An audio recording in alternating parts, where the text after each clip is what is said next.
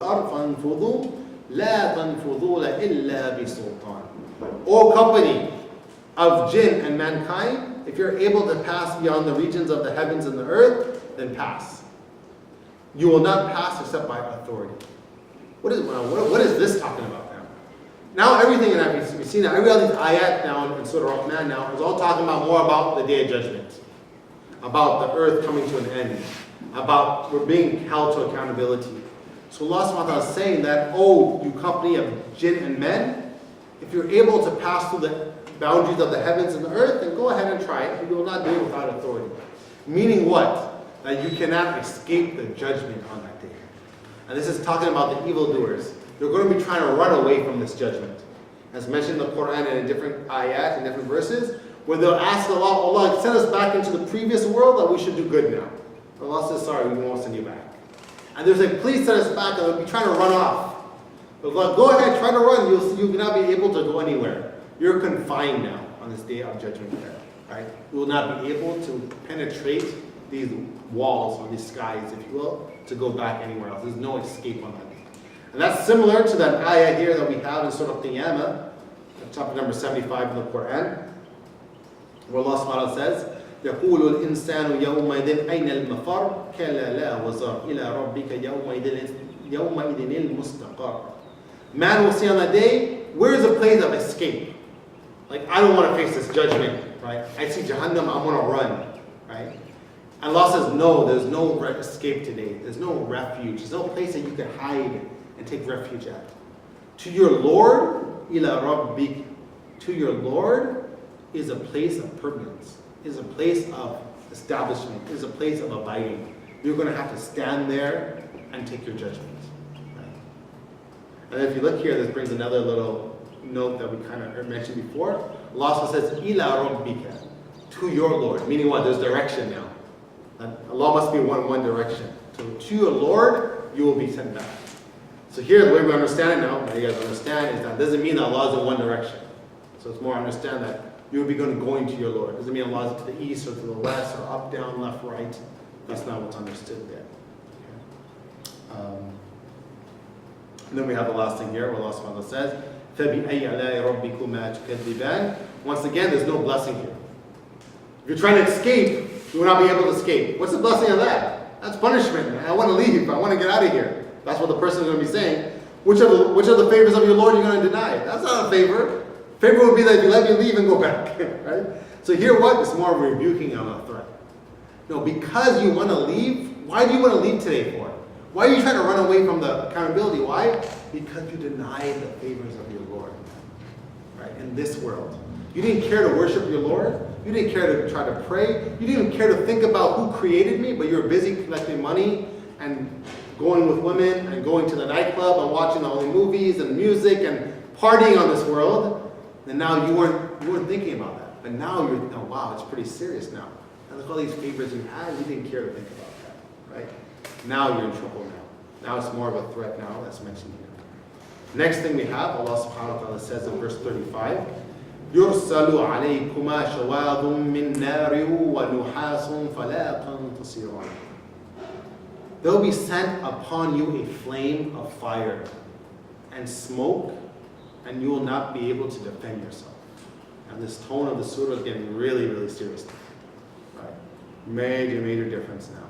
Allah subhanahu wa ta'ala says that you'll be sent upon you a flame and fire.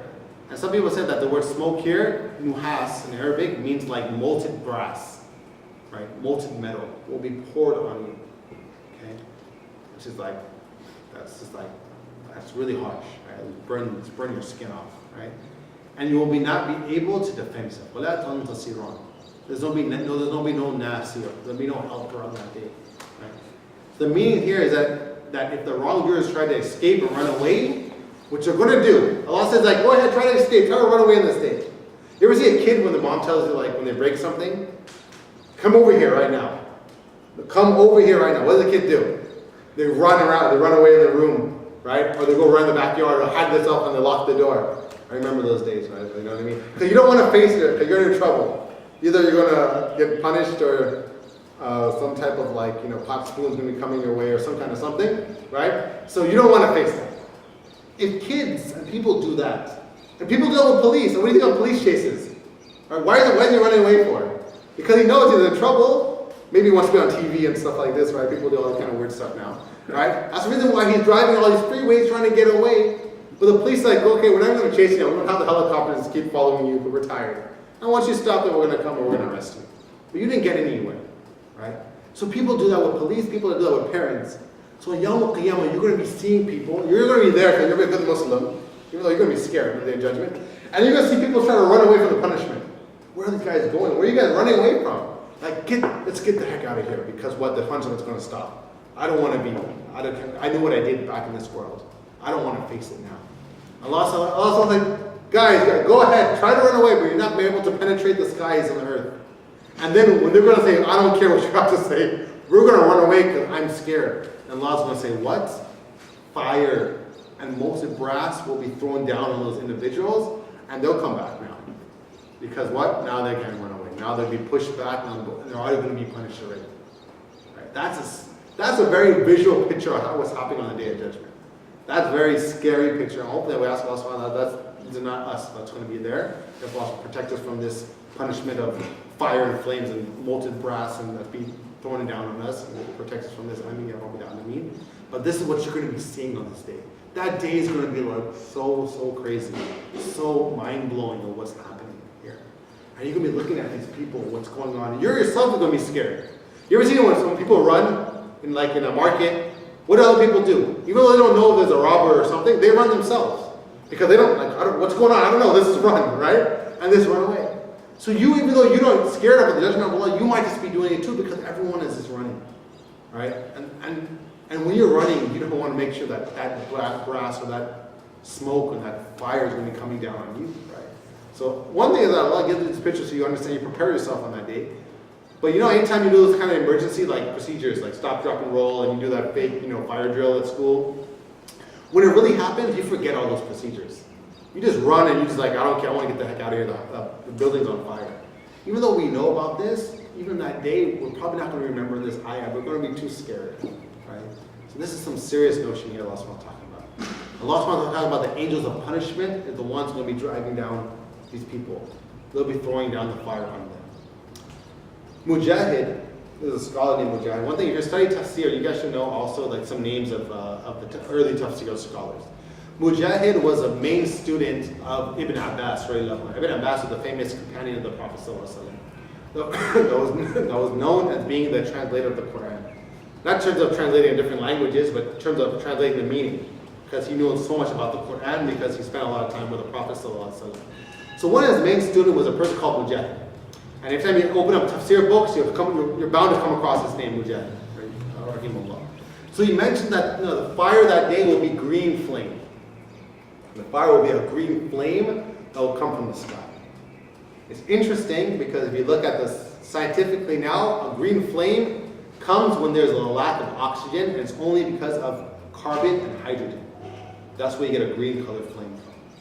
Which is interesting because you think about the Day of Judgment, we won't need any oxygen because we're probably not going to be breathing air. So that's what this world, if you will. So over there, it's only a different type of atmosphere that's going on, right?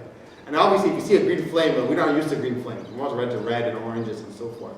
So even seeing that will make you go crazy, right? So the Day of Judgment is going to be like something else we've never seen before. Even though we talk about it, prepare for it, it's still not something that's, that we'll be prepared for, right? But at least we try to study it, inshallah ta'ala.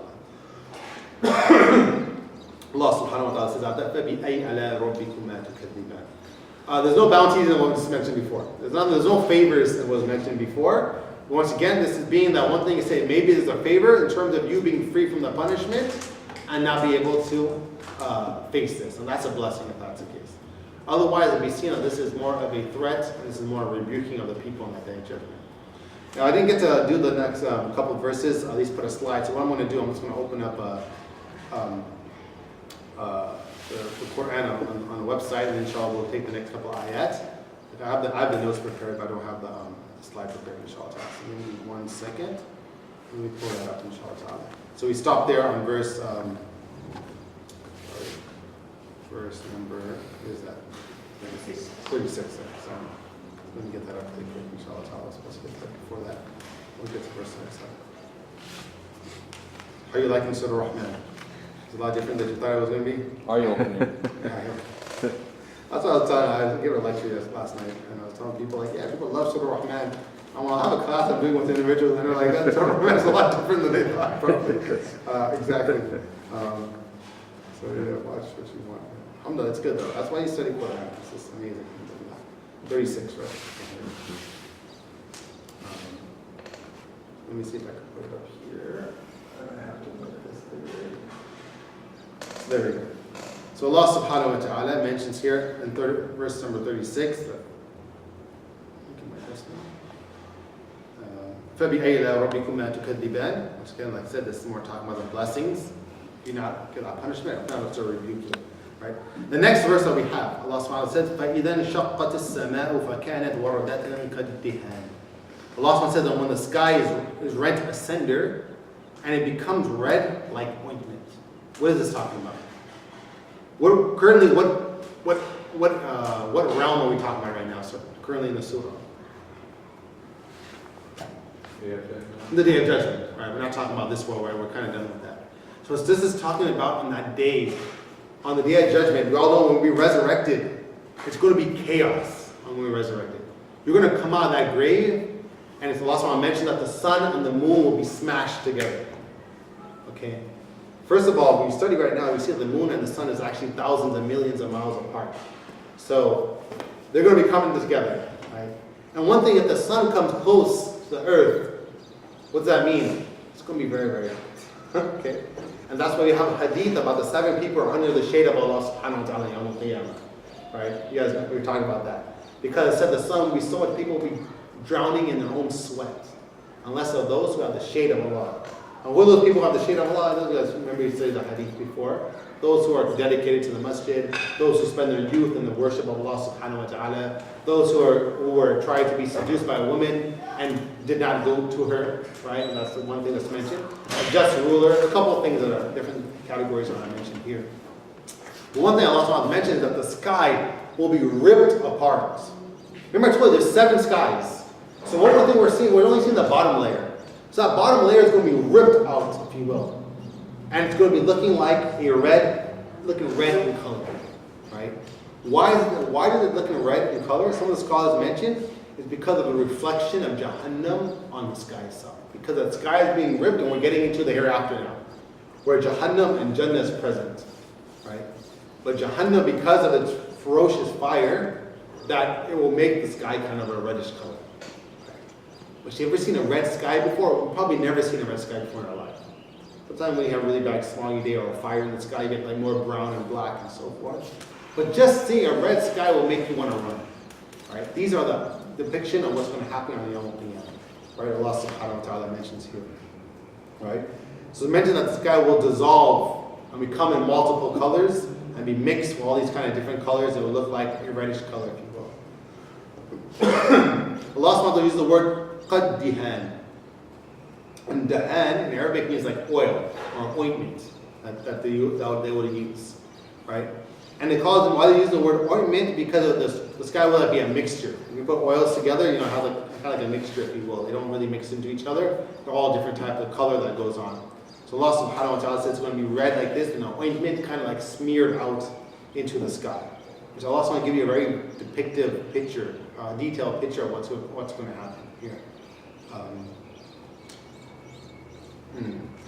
And it says that, and it says when the sky is broken apart, angels will come down and push everyone into the day of where people will be gathering for the judgment. Right? I don't know if any of you guys have made Hajj before. There's a place called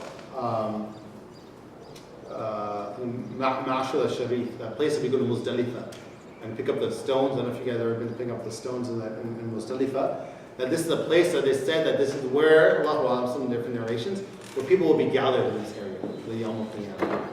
And that's the reason why on Hajj, you have to spend the night there.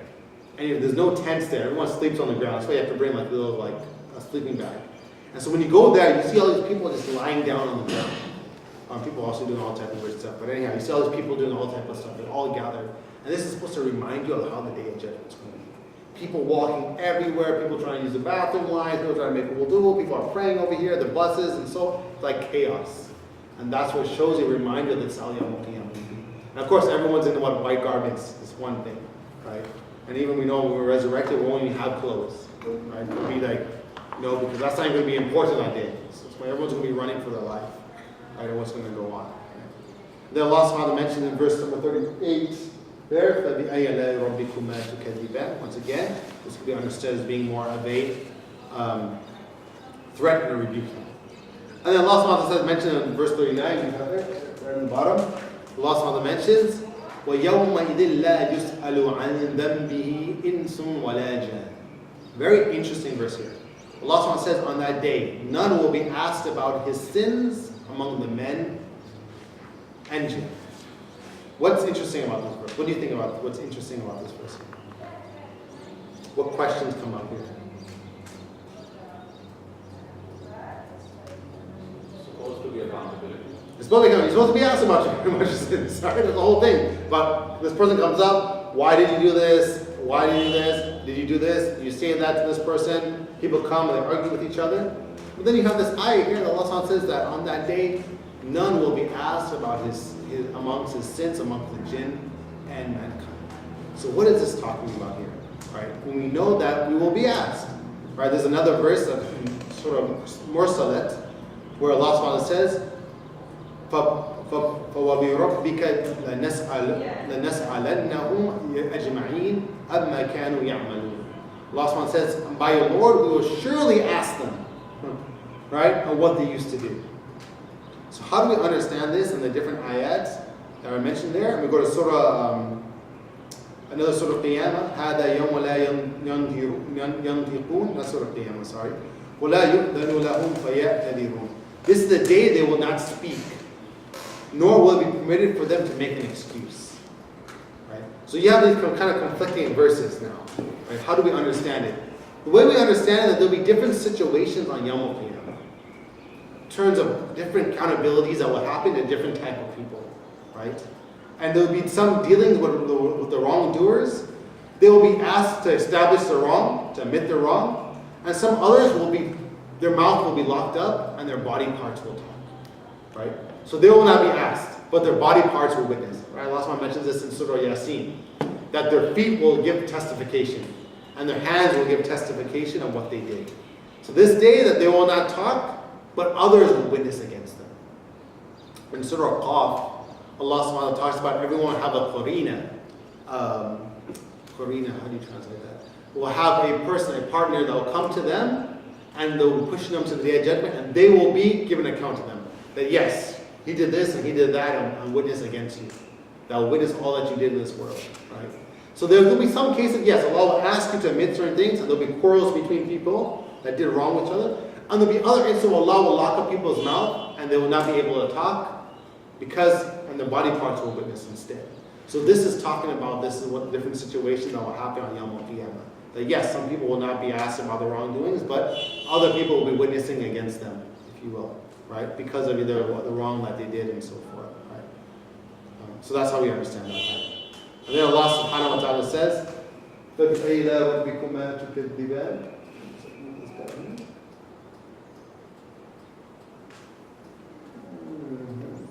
And then verse number 40. And then we go to verse number 40.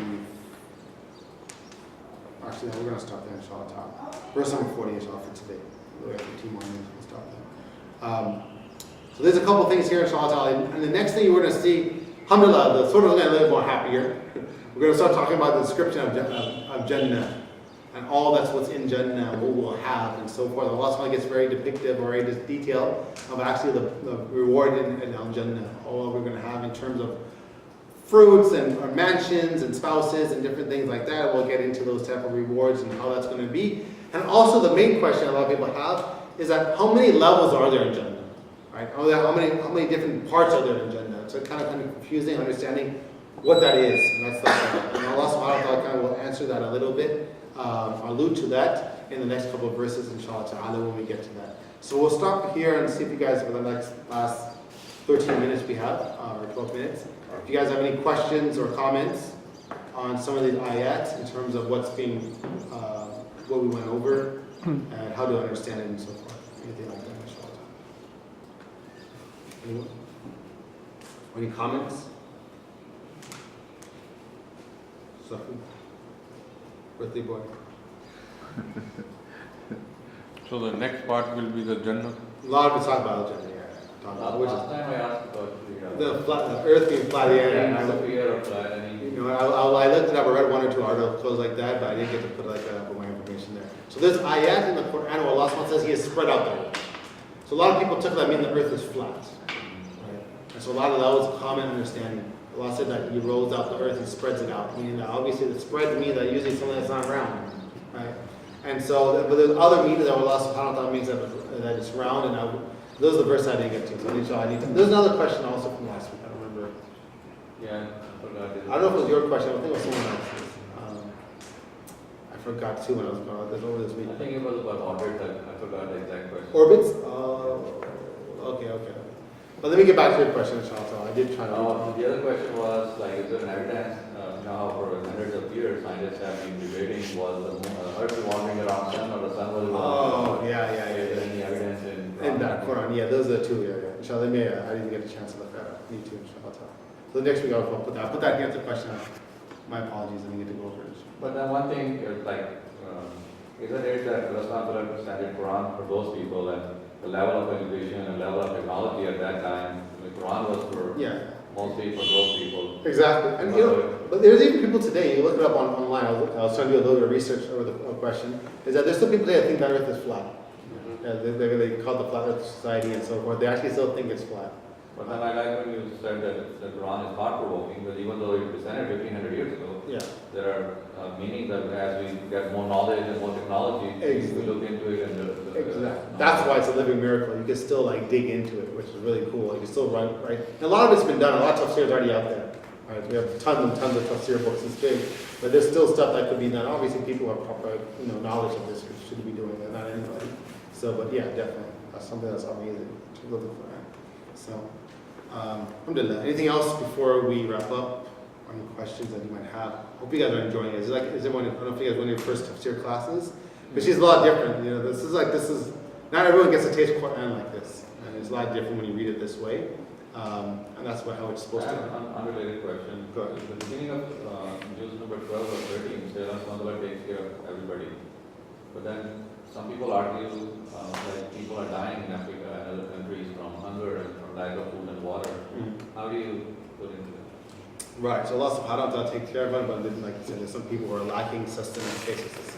One thing Allah subhanahu wa ta'ala talks about that He will definitely test us with something of a lack, naqs, min al-amwal wa thamarat. Allah subhanahu wa ta'ala says the word naqs in Surah Baqarah. Naqs in Arabic means like a decrease or lack of wealth, a lack of money, and of course also of our bodies. So Allah said that this test is going to be there. Yeah, Allah subhanahu wa ta'ala gives us sustenance, but how is He going to test us if He always going to give us sustenance? So it's going to be certain individuals Allah subhanahu wa ta'ala is going to test and are going to take away certain sustenance with. And that is also a test for those who do have sustenance, whether are they going to take care of those people. Now yes, it's sad to be the person that has a lack of sustenance and not be the person who has it, right? Because I'd rather be tested this way, where alhamdulillah I have a lot of money, but my test is to make sure I donate it. I'd rather be in that boat. I don't want to be in the boat where I don't have it and I need someone to help me. And I still need to keep my faith, right? No one wants to be in that boat. But obviously there has to be someone Allah subhanahu wa ta'ala has to test others with other tests and back and forth. And some people it flips and flops, if you will, right? Someone could be rich one day and be poor the next day. So this is how we understand these ayat. That again, it's not necessarily, well, there's a couple ways to understand it. Number one, that it could be a punishment for them. That's why Allah takes it away. Or it could be a test for them, in terms of them testing their faith, or someone else to help them. Now, how do you know if something in a lack of wealth or a disease that comes your way is a test for you or a punishment for you? How do you know that? One of the ways the scholars, you want to take guess? It depends on your iman. Depends on your iman. Okay, you're there, you're knocking on the door. I'm looking for a little bit more detail than that. How do you know if something that happens to you is a test for you? When you crash a car, like an accident, you bump your knee when you're walking into the door or something, very trivial. That this is a test for you, or this is something that Allah wanted to punish you. So that's why you ran into the wall. There's a saying that if an event brings you close to Allah, like it's a test. Okay. But if it pushes you further away from Allah. Exactly. They say it's all about how you take it. someone passes away and you see that person that's crying and say, why did Allah take me before I done? The doctor should have done this, you know what I mean? He's so young. And the person is like in turmoil, they're like so depressed, then that's the punishment for them. But when they're saying like, they're sad, they're crying. No one loves people to pass away, at least their loved ones. No one celebrates for that, right? But they're saying, Allah knows best, Allah will give me patience, Allah will give me something better, Allah will help us get through this, even though it's going to be tough on us. Then that's a test for them to see if they can maintain themselves right there, right? And that's how you know the difference. It's all about how you perceive that. And sometimes you see people, they complain, right? Oh, the masjid is so disorganized, all the cars are like this, and da-da-da-da-da-da. Brother, dude, it's Ramadan, you're supposed to be working on your patience. And if you can't take the shoes or this, or the cars are parked, even though we should work on this is basic stuff, right? That's causing you to make an argument and cause problems in the masjid, then guess what? This stuff is a punishment for you, right? It's not just for you. And I see people even in Hajj. Yeah, I know Hajj, you pay thousands of dollars. So your food better come, and the bus better not break down, and your room better be there. But we all know when you go to Hajj, it's so much crazy logistics that the bus is going to come late. Your food's going to come late. They're going to mess up your room, and you're going to give you one room, and you're supposed to get the window one where you can see the haram. And then you got the one that looks at the brick building in the back there. That's nothing like the haram, right? And guess what? That's all a test for you. I've seen people yelling and screaming in Hajj. Where's the food? They didn't bring it on time. I'm like, dude, you're in Hajj, Johnny. You're supposed to get, Allah can try to get you to take away your sins by testing you about if the chicken's coming, and you can't even take care of that. How are you going to put bigger things in life? When your spouse does something to you and disrespects you, when you lose your job, when someone calls your wife this name, how are you going to handle these bigger issues when you can't get your chicken on time? And you're not going to pass this world. You're not going to be able to take on this world, man, if you have that. No, I paid so much money, and they always late and so forth, man. First of all, it's Saudi, it's third world, different situations, high to it. Yeah, it's all a test, all that, right? And yes, people should have order. I'm not saying that we should be lazy and we should be unorganized and so forth. I'm not giving an excuse here, but it's all how we perceive it. How about little children? Somebody can argue like children don't have comprehension, they don't have many sins. And if they are suffering and dying from disease or war or something, how do you answer? That's a very big one. People don't like this one. Okay, if someone who's 30 or 40 doesn't have food, he could have worked. He could have farmed, but he didn't do that. Or that's sad. That his government didn't give him money, whatever. But when a 2-month-old kid or a 1-year-old, 4-year-old kid gets hit with a bomb and gets killed, forget about bombs, but just doesn't have food. It's something natural, right? What's the lesson in that? And these are like that question that atheists like to bring up, right? Some people have told me I would believe in God, but I understand everything you're saying, but a true God wouldn't do something like that. Wouldn't let a little 2-month-old little baby die on the ground there because he didn't have food. That's not a God that I believe in. First of all, when you tell those people, why do you, in your small little mind, and the little information you have, are trying to wrap your mind and thoughts around the wisdom of Allah subhanahu wa ta'ala? You can barely understand how you urinate, how you use the bathroom, and how your kidneys work, and how your heart functions. And you're going to try to take your little brain and see why did God do this for? And try to wrap yourself around that. Some people can't wrap around, why did the CEO do this? Why did he split the company? Why did he buy this? I don't understand the wisdom of this for it. You can't understand some business transactions sometimes. And you're going to sit there in this little small world, you have only very small comprehension, and try to confine God Almighty until His wisdom should be only what I understand, that a 2-year-old little kid shouldn't die. And that's true. All of us, we understand that. No one's happy and celebrating a little kid that dies, right? That's understood, right? But there's a wisdom and understanding behind everything, whether we find it out or not. Of course, we understand too the 2-year-old kid that passed away, that alhamdulillah, going to Jannah, he has no taklif yet, he has no sins on him, right? So on one thing we understand that. Now that doesn't make the mother really happy, that went through 9 months of pregnancy and now the kid goes away, right? That's not really fun, right? And they've been waiting for this child for 40 years, they're trying to get pregnant after year, they finally got pregnant, and then the baby gets taken away, right? What's the wisdom in that, right? There's a lot of wisdom, a lot of tests of those parents. Are they going to give up on Allah or are they not, right? We know the story of Musa alayhi salam, where he killed the young kid. Not him, but Khidr, remember that? And Musa is like, forget about this is crazy. Okay, I don't know, you made a hole in the boat, I can understand that's a boat, whatever. But you just killed a kid. Like, I can't take that anymore. Like, obviously, when the wall, you want to take money for the wall, that's really what set it up. But he couldn't take that. The kid was like, you don't understand. You don't understand wisdom. Just stay with me, I'm telling you certain things. This kid was going to grow up and cause pain on his parents and turn them into disbelievers. So therefore, we took him now to protect his parents. Keep them believers, which was more of a greater need. But did you understand that, Musa alayhi salam? Did you understand, you or atheists there are trying to understand why this 2-year-old little kid that died in Ethiopia because of lack of food? No, right? Yes, it's sad that certain individuals are going to die. Like in Indonesia, when they had the tsunamis, that's a Muslim country. Like that could have hit like some other country that's doing terror. Those are all Muslims that died, right? And what could have been, that's a wake-up call for them. Right? I mentioned like that some picture you saw that only the masjid was left. I don't know those pictures. I don't know if you guys saw that picture. It was only the masjid that was left from the tsunami. It was like a little small little masjid, right? Almost Allah subhanahu wa ta'ala saying like, this is why you guys should have came back. We all know there's only Muslim countries out there, but how many of us, but what are they doing? Are they praying every day? I lived in Egypt for a while, right? A country that has like 70 million Muslims, right? Something like that, if you will, right? And I went down and I would pray Fajr or Maghrib or whatever the prayer is, and there's still only 2 lines. Everyone on that street is like Muslim, majority of them Muslim, and everyone heard that adhan. The masjid is literally down the street, it's in the corner there. You have to walk like 5 minutes to it, right? Of course you have to make wudu, okay? I'm sorry, you have to make wudu, all right? But still, it's only 2 lines. So sometimes Allah subhanahu wa ta'ala tests us for different reasons to wake us up. And sometimes, yeah, a small kid might have to get killed in that or taken life taken away. But yes, we all perceive it as being negative, but Allah subhanahu wa ta'ala wisdom is above us. That's why we say, no, Allah, we believe in you. We don't understand, right? But there's some wisdom in it. If not, we'll know it will wake up call for us that we're trying to help these individuals.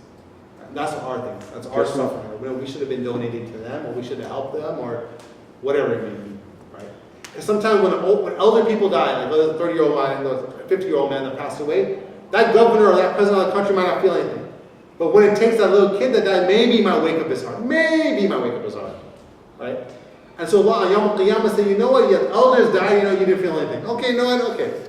Yours had a hard heart, but you had kids that died in your own country and you didn't help them. Now we are sorry. Right? That's why this one atheist individual is telling me, I don't like this point, and another point, I don't like that Allah will put people on fire forever. I don't think anyone should be fired forever.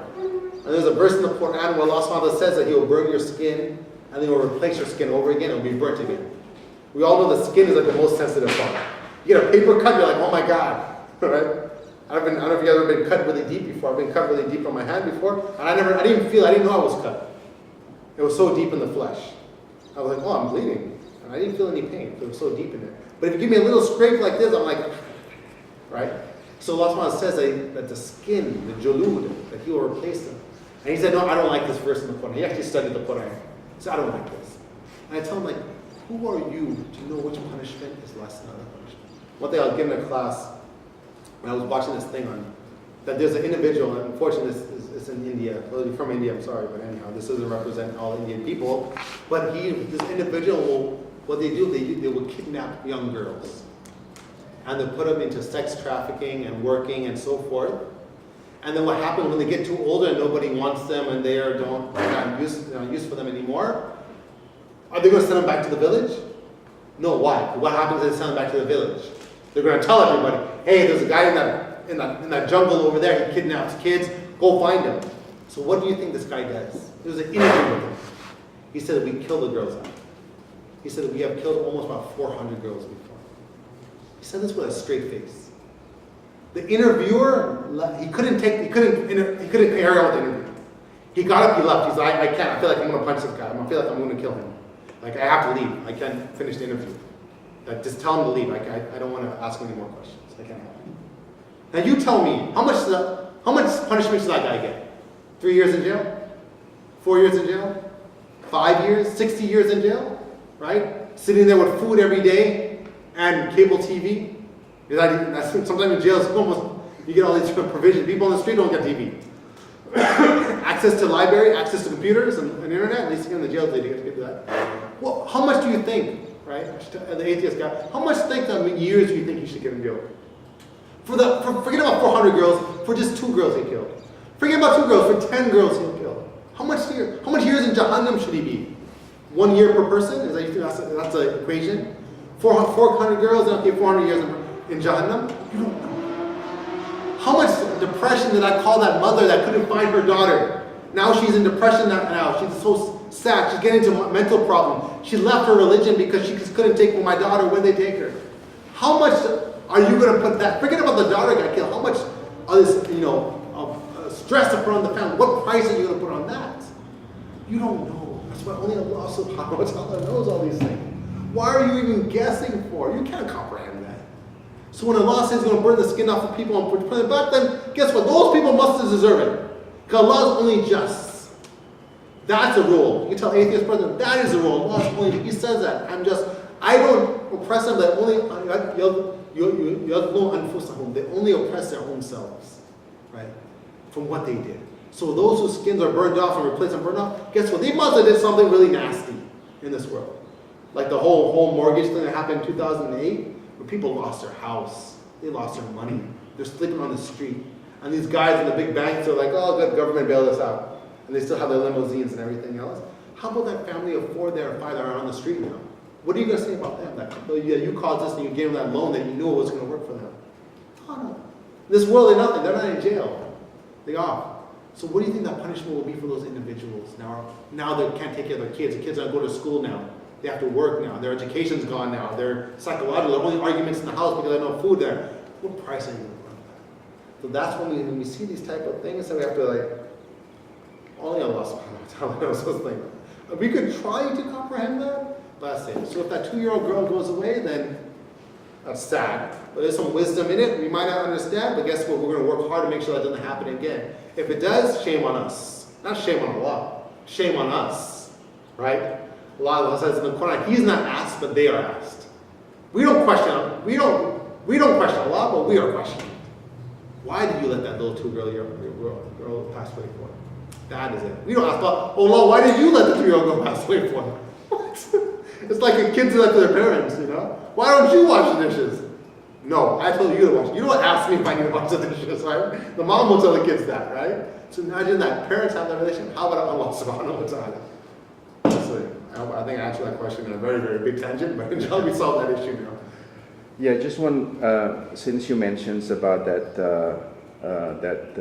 tsunami disaster back then, so just want to give perspective that Aceh, actually that I would like to say, one province of Indonesia, that is the most religious actually province, even in the Indonesian history. Awesome.